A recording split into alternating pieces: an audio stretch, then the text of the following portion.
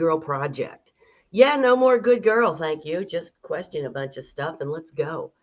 Um, I'll tell you, these times really call for us to be powerful, for us to understand that we, the people, have the power, that I, the individual, meaning you, the individual, and you, and you, and you, and you, and me, have the power. And the individual having the power is, this requires a spiritual skew because it has to do with energy, which is where our power lies, but not just there. So let me explain. I just wanted to come on here and talk to you about where you really can access your ongoing power and where we're lacking in it. We women are absolutely brought up to to be discouraged. Honestly, we're just brought up to be discouraged. It's insane. Um, I'm looking over here sometimes because I just installed TikTok Live Studio and it's distracting.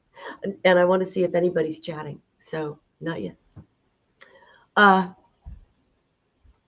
if you haven't been here before, my name is Lori. I started the Goodbye Good Girl project officially in 2019 and had the idea for it all the way back in 2008. And when I say I question everything, I mean everything. Everything. And what I wanted to find was the way to 100% authenticity. I wanted to find how I could truly, in this body, align 100% with the high spiritual truths that I had been, uh, that I'd learned, that I'd seen, that I'd experienced.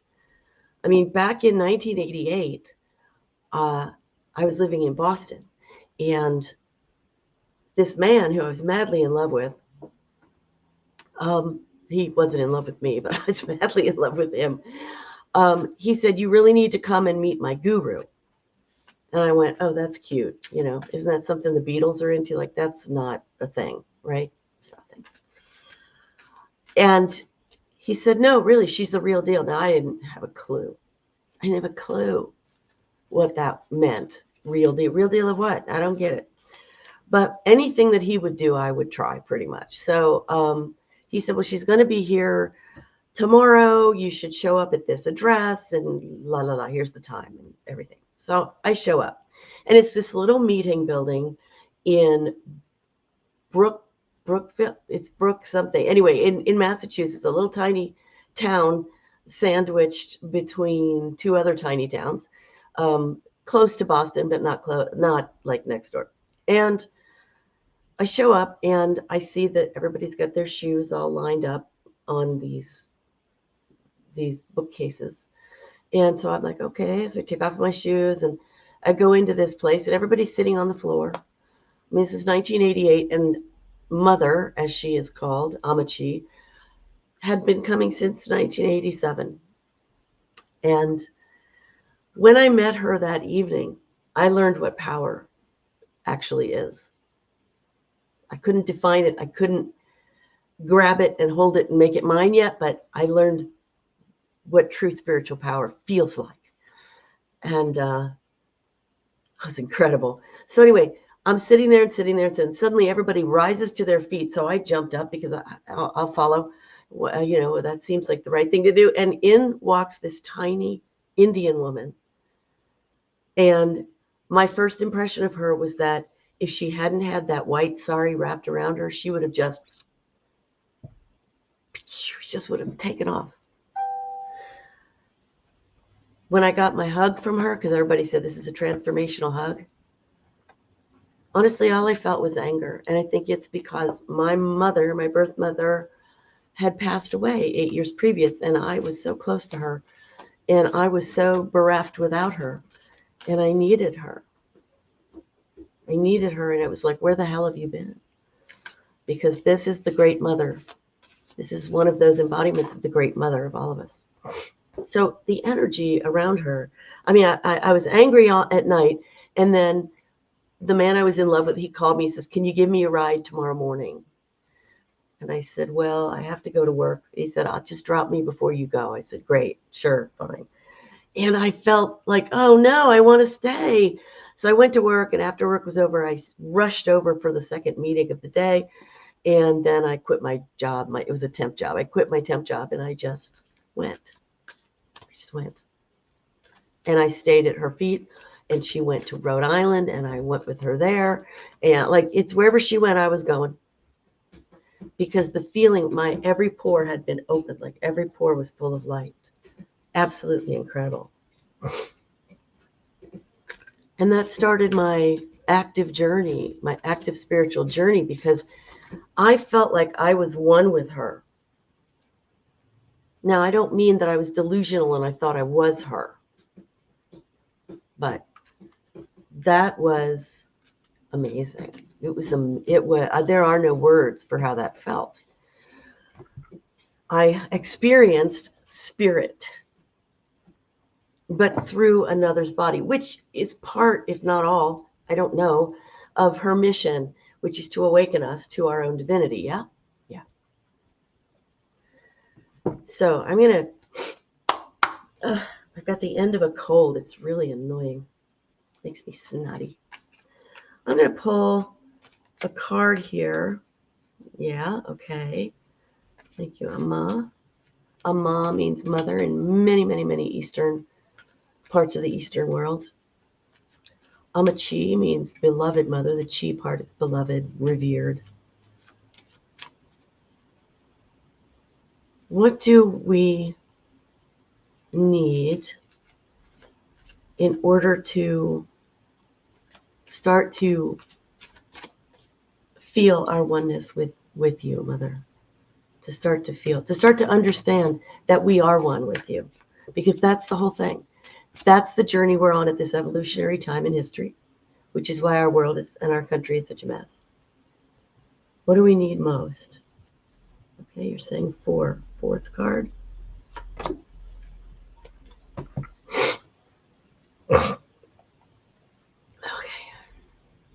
4 of Pentacles.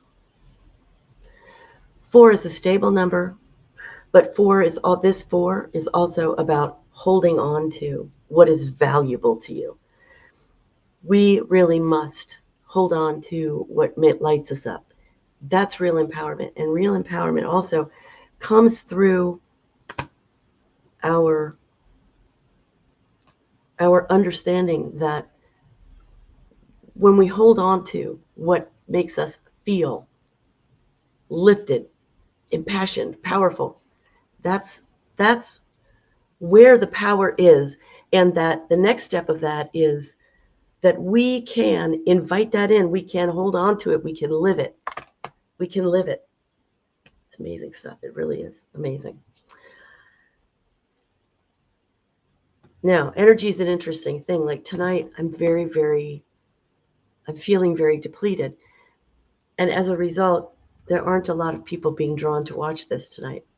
Or if you want to put it in more practical terms, maybe it's the wrong time of day to do this. I'm experimenting, you see. I'm trying to find out where and what's the best time to do this? How do I bring all of this forward so that people will be able to learn what I've learned, which is just how much we have the power. Do you know that if we really knew that we are as powerful as we are, to energetically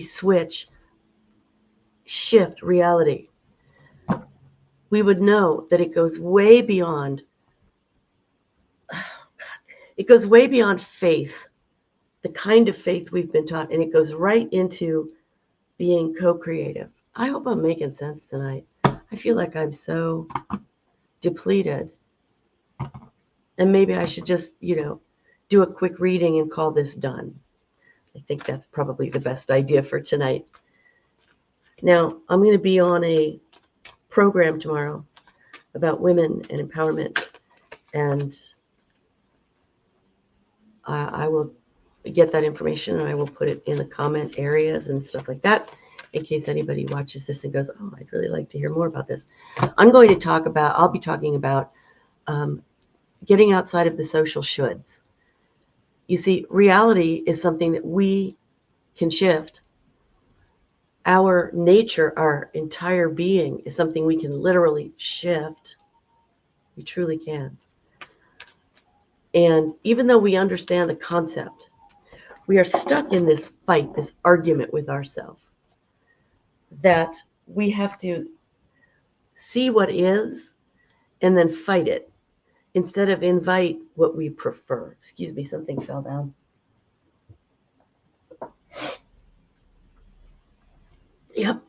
Yep, I was told to pull 3 cards and 3 cards fell out. Sure enough. Okay, so I will read these cards and then I will end with this for tonight. Keep it short. Okay. So we have the page. The page is a beginner, but not a rank beginner. The page is starting on a journey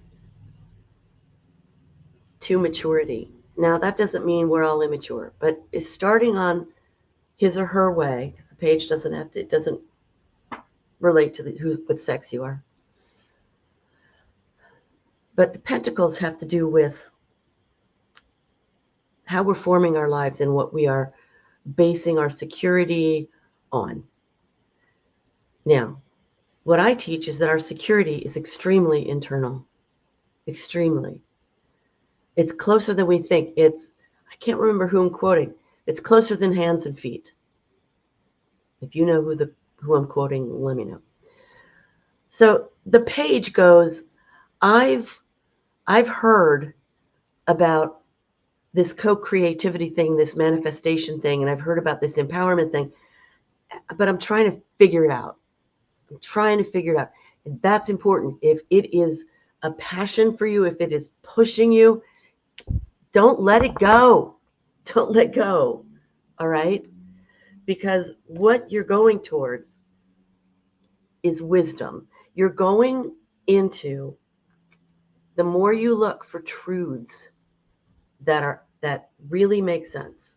And I will share some with you that have to do with energy, that have to do with emotion as the place that we have the ability to make little tiny shifts that have huge, enormous consequences.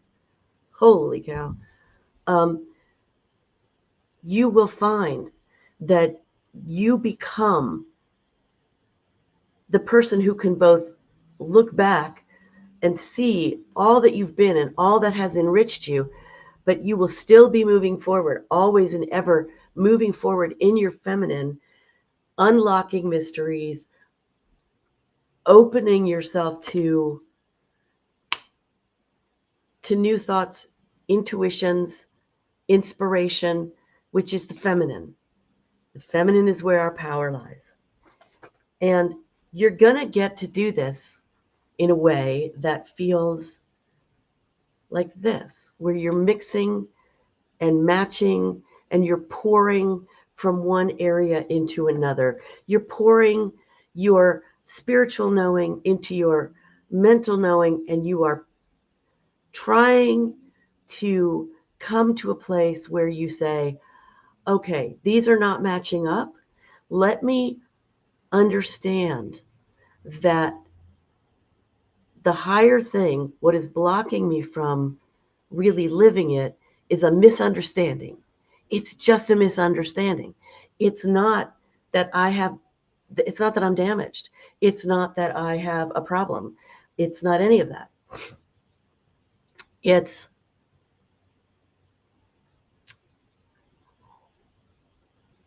that I'm not vibrationally aligned.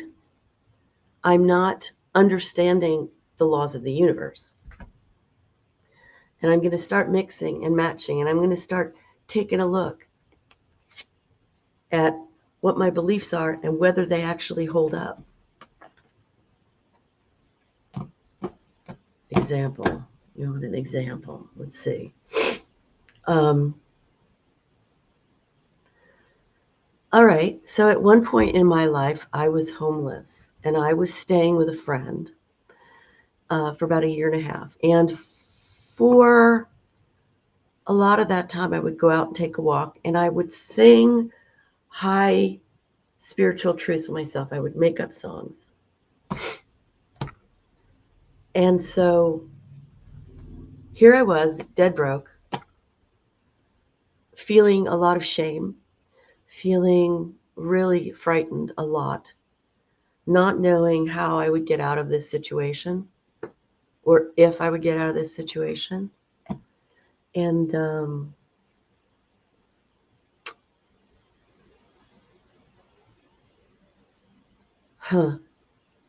you know what? I don't think my TikTok thing, I don't think it actually worked. Continue hosting live from that device. Continue live. Okay. Maybe that was the problem. I'm experimenting with a new thing, so it's a little bit crazy. So there I was, homeless, terrified. Oh, I don't think it's letting me. Okay, fine. I'll do this other thing. I'm going to turn that off. See ya. Um,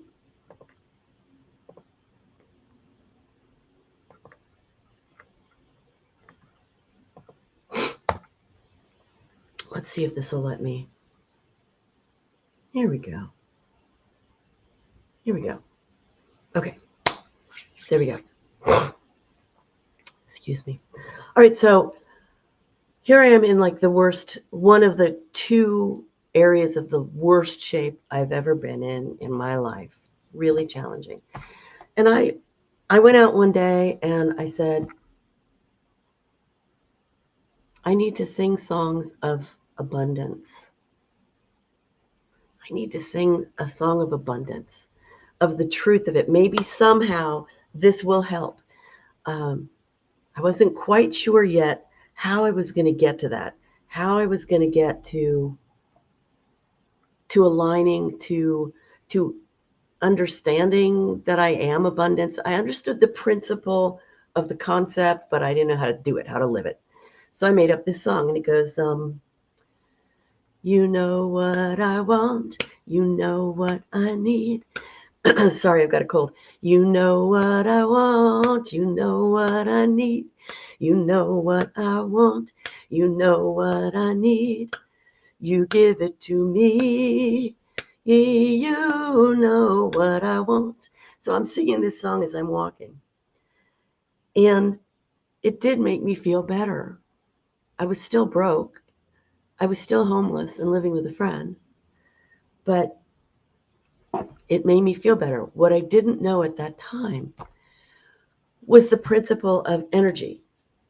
The principle of energy coming through our emotional bodies, our sensing abilities, and that we actually build our power there when we become intentional with it. When we focus and say, here, I'm going to go from this place that I feel terrible to just a slightly higher, better feeling place, like Abraham Hicks would say. And that the reason that that's important, the reason that it helps, is because when you're doing it, with intention and focus, you are the one with your divine will, with your choice, shifting in a way that is not only 10,000 times more powerful than staying in a dark focus. You've shifted gears. It may not feel like a lot, but if it feels anything, you've just shifted everything. And I proved this to myself. I proved this to myself. I have proven it to myself over and over and over again. And I've said this in other videos, but I healed myself of the clinical part of depression after almost 4 decades using these principles, these thoughts. And that's empowerment, to be able to say, I'm going to switch. I'm going to switch how I feel. But I'm not going to just change. I'm going to go way beyond change. I'm going to frickin' transform. That's amazing. That's a game changer. That's the message I want to get out there, especially to us women. Because where our power lies is exactly where they don't want us to have our power. They don't want us to have our emotions, right? The toxic masculine paradigm does not want us to have power. Oh my gosh. Bring it into the political realm. They hate Jasmine Crockett. She's such a badass, right? Tammy Duckworth, badass. AOC, badass. They don't want that. They don't want it. And we've learned to just go by those rules ourselves. So we keep the feminine squelched down, pushed away from ourselves, when in fact, that is exactly where our power lies. Think about it. I was listening to something this morning. They were saying, you know how it is when you're listening to a song, and like the ones that are in a lower sound are kind of more, like a lower key are vibrationally lower. The ones that are in a higher and faster key, they're vibrating faster and they make you feel more. And it's the same thing with your emotions. I know that I had no idea, like in a practical way. I understood the concept, but I had no idea in a practical way that I could actually use my emotions to transform how I think, how I feel, and do it in a way that's not like Band-Aid stuff, right? I mean, my God, I've been to so many workshops. It's ridiculous. Holy crap. Yeah, and I mean, I would come away feeling all pumped up, but then I couldn't really use it in my real life, and my relationships were still a mess, and I was still a mess. And, we can think about things forever, but if we can't experience it, then the transformation is missing. So, this is what this age is inviting, is for us to understand that energy is where our power lies, and that the open door to understanding our energy is emotional, and that those emotions, which I'm a seriously emotional person, but it always governed me. My emotions always governed me. I didn't know I had any control at all. What a horrible way to live.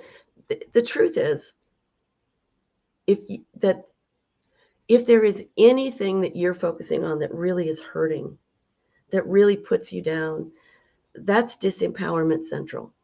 And you can focus on a different thought, or if you can't get to a different thought that you can focus on, you can at least get to a slightly better truth. And that's where we want to go to really be empowered. So if I feel really angry, let's say I feel really angry, and I don't want to feel really angry, like I'm not enjoying the experience at all.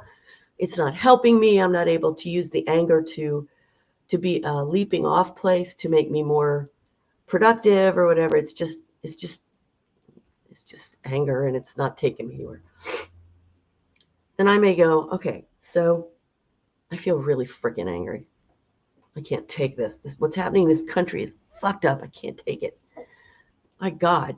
And I just feel so hijacked by this feeling of helplessness and hopelessness. Okay. What I've done is, first of all, is identify what I feel. It's really super important.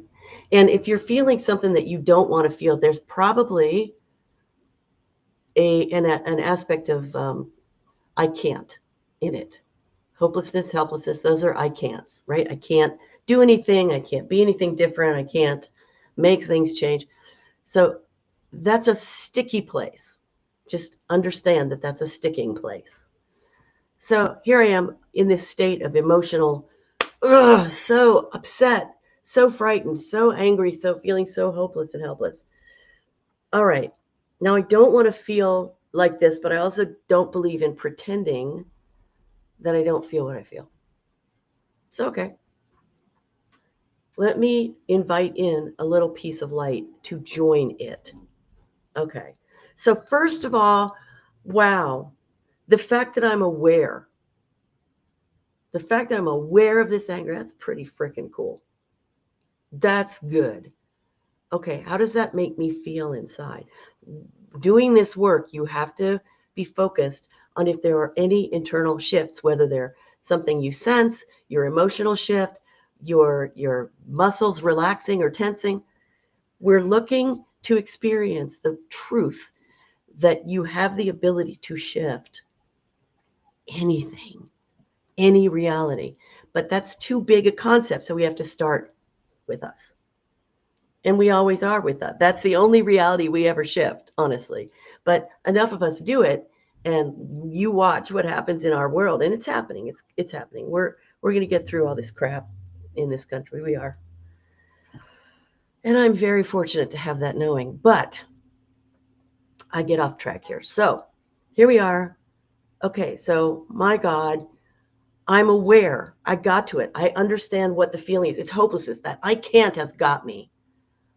Okay, how does that feel? It feels like the anger is like a little more forward directed instead of me just stewing in it. So that's better. But I don't want to feel trapped. I don't want to feel like this hopeless thing all the time.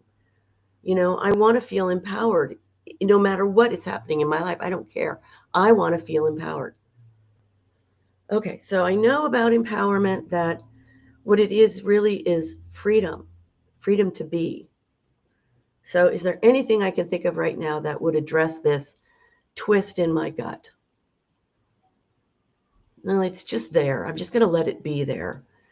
But I'm also going to think of some things that I really, really do know that lift me when I remember them. So I do know. I was watching something by an astrologer about how the star alignment right now hasn't happened for, I don't know, 250 years or whatever it is, Civil War times. So it doesn't mean we're going to have a civil war. Don't forget. But that the energies of transformation are what are happening right now, and that actually makes me feel some space within my upper body. It makes me feel that feeling that I feel when I hit on a bigger vibrational thing than just the personalized emotion, and it's a good feeling. It makes me feel like I have space. It makes me feel like I'm not drowning in my emotion. In fact, as I think about that place in my gut, it has softened a bit. Definitely, it has softened. That's good. I like that. Here's the other thing that I'm doing. Um, I'm also focusing on how does it feel, what's happening, appreciating it, allowing the improvement.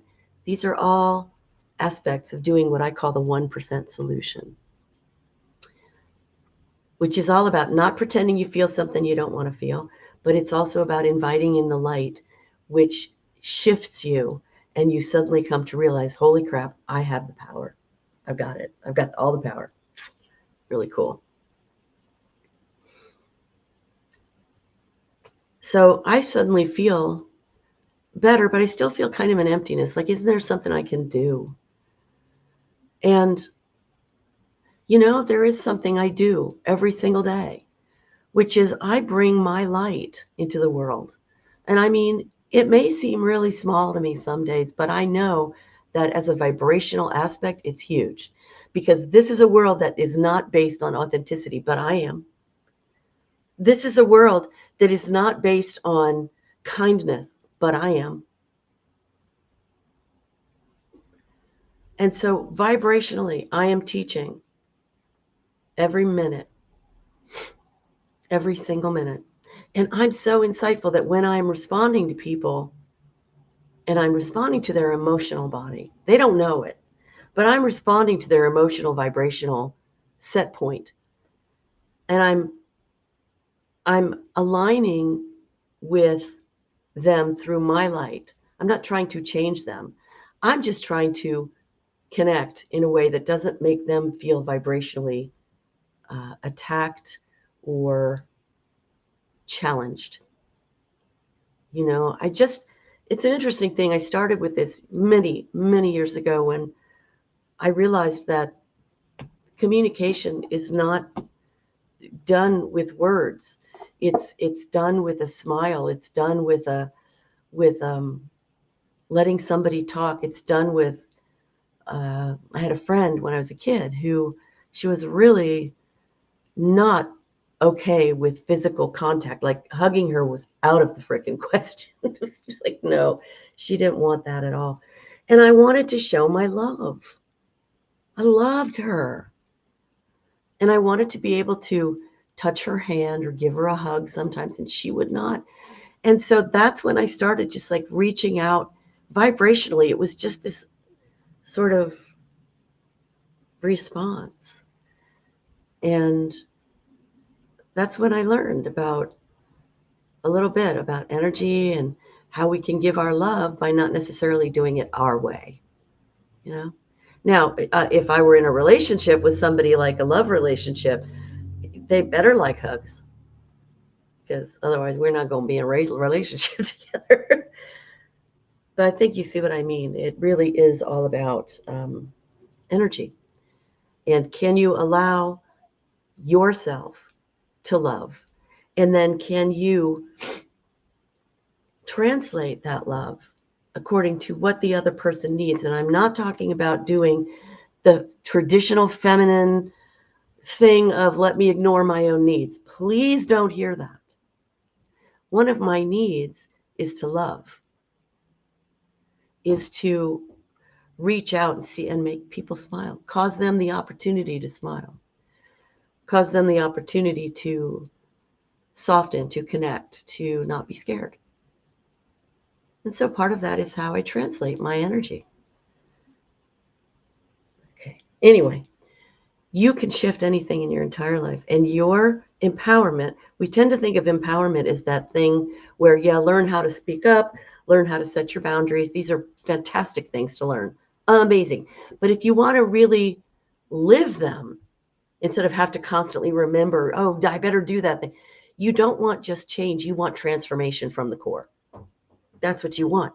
You want to transform yourself so that that's the person you are. You don't have to think about it because it's who you are. We get our identity wrapped up in our limitations. We get our identity wrapped up in the I can't and the powerlessness and the hopelessness because we practice it. That's the big key here. When you give it a shot to practice some other things as well, not instead of, and not to combat. It's instead, it's like, and I use this a lot, it's like making a cake that you didn't use any sugar. So of course it doesn't taste very good. But if you add some sugar into the existing ingredients, suddenly you've got a hell of a cake. You've got a great cake. And that's what it's about. It's not getting rid of the rest of the cake. The light of who you are, the light of your better feelings, and your talking yourself teeny bit by teeny bit into a slightly better place of feeling while paying attention to what's going on inside, you've got anything and everything you ever wanted to do or be or have. It just depends on what your focus is and what your soul contract is. What is it you came here to do? Now, I believe that one of my big soul contracts is to come here and learn this stuff, and learn the 360-degree aspect of living in vibrational oneness with my own divinity, my own connection to divinity, which we all have, and learn about allowing my life to take its shape according to my passions, instead of what I did for decades. Here's what I want. I'm going to try to wrestle it to the ground. I'm going to make it happen. And of course, I only got like this far. I wanted to be a professional working actress, and I still do. Wow, why was that so hard to say? But I still do. And I became a professional actress and I worked now and again, but I didn't become the kind of professional actor who gets to work and is a character actor and works all the time. And even when I do that, this is the other part of my soul contract, is teaching, spiritual teaching. So I think that all of those almost 4 decades of clinical depression was equivalent to, those little toys, little toy cars where you go backwards with them and to rev them up, and then you let go and they go like that. I think that's what all of this ended up being about for me.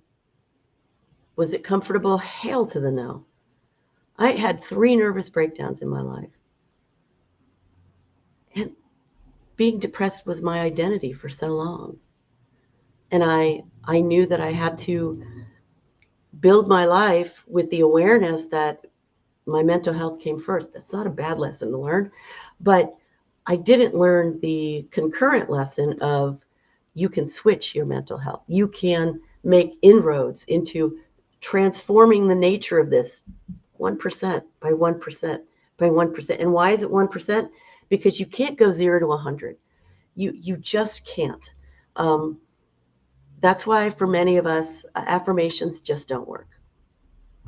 If I'm sitting under a bridge, I can't sit there going, I've got $1 million, I've got $1 million. I can feel what it feels like to be incredibly comfortable, and that'll take me a long way. The feeling of it, but the other part of it is unkinking the hose of our understandings, thinking we're only human. We're not only human, we're also energy. We're actually energy first. And that's why we feel so frustrated so much of our lives, because we know something's missing. Instinctively, we know something is missing. And it's us. We're missing in action. And it's the energy, it's the spirit, and it's not spirit outside of us. It's not something we have to earn. It's not something we have to be worthy of. It's something that we are. That's where your real power is in knowing, is in getting this head that has been conditioned and trained for your whole life to believe that God, the universe, the divine source is somewhere out there. It has to be connected with, like, somewhere out there. And I mean, I've come from thinking and feeling and believing that way. And then I've had these moments of incredible shifting where, like, oh my God, you mean I am one with that? Really? Because there's a difference between knowing it and knowing it. It's night and day. And then there's a shift from knowing it to knowing it to knowing it to, I mean, like, it's a beautiful journey. It is well worth taking. The first time I got, oh my God, I am that, was I went to the Oakland Center for Spiritual Living out in California when I was living out there. And I, for the first time, heard one of the things that they always say in their prayers, which is God in me, as me, is me. And I went, holy crap. God in me, as me. It was like somebody had taken a needle and thread and just stitched from spirit to me. God in me, as me, is me. Is me.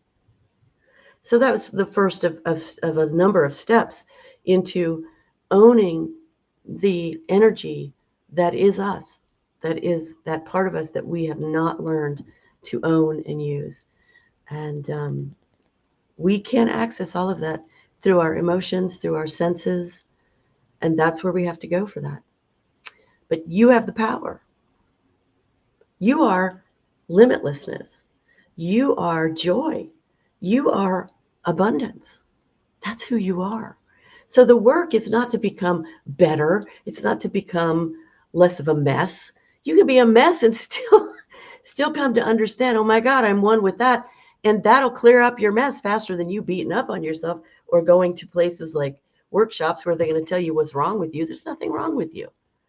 There's something wrong with how you're understanding. It's a consciousness shift that you're needing, ultimately. Yeah, behavioral shifts are fantastic if they're helping. If they're not helping and you just keep shooting on yourself, then you're just being abusive to yourself. So think about emotion as your womb of emotional power, your womb of empowerment. It is feminine in nature in that it's about allowing and being inspired and being intuitive and all of those things. It's a beautiful, beautiful thing. So whether you're a man or a woman, that's where it is. That's where it's at. All right, now I'm going to be on a show tomorrow evening. Well, tomorrow afternoon at 4 o'clock Eastern with two other amazing women. We're going to be talking about different aspects of the feminine, women, and power in the world, real power in our world, not power over, not, but the real power of shifting, for me, shifting out of the social shoulds, shifting out of the social programming, and challenging those beliefs and those behaviors that we have that go, I've got to act this way. And I will get that information in the comments as soon as I ring off here, which I'm going to do. Thank you so much for joining me. I really appreciate it. If you are seeing me on YouTube, please subscribe. It doesn't cost you anything. It helps me out a great deal, and I appreciate it. If you're seeing me on TikTok, join me in this growth, because the more the merrier, and the more powerful, and the better we feel. And that's the whole point of the entire exercise, because when we feel better, the world gets better. Yes, it does. Ours and everybody else's. So, as I say, love and moxie to you. Never give up. Never stop being aware of your